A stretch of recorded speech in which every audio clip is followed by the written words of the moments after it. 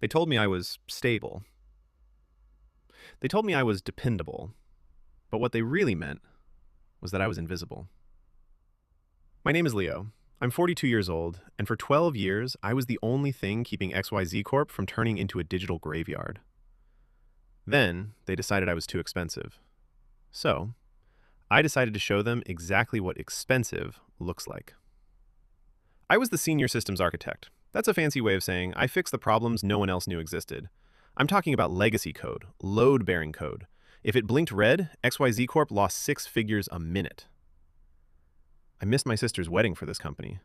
I lived on cold coffee and the pride of being the go-to guy.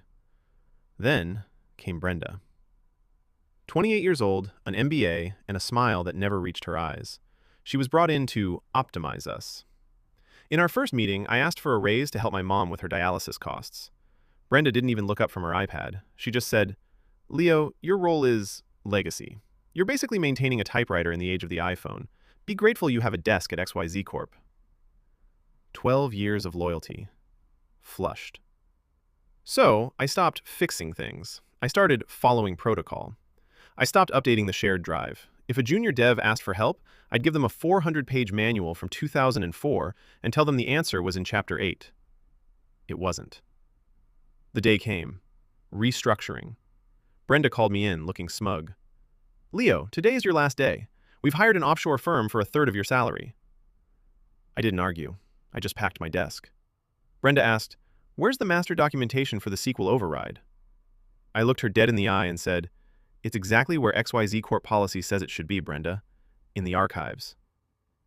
I didn't tell her the archives were 10,000 files of unorganized, encrypted nonsense. Saturday morning, 3 a.m. My phone starts screaming. It's Brenda. She's crying. "Leo, the entire XYZ Corp payment gateway is looped. The backup won't mount. I'll double your salary. Just log in for 5 minutes." I sat on my porch, took a slow sip of my tea, and listened to the birds. "Brenda," I said, "I'd love to help, but you told me I was a typewriter, and you can't exactly remote access a typewriter. Can you?" I blocked her. XYZ Corp lost $4.2 million in 48 hours. Brenda? She didn't survive the next board meeting. As for me, I'm 42, I'm retired for a bit, and my mom's bills are paid.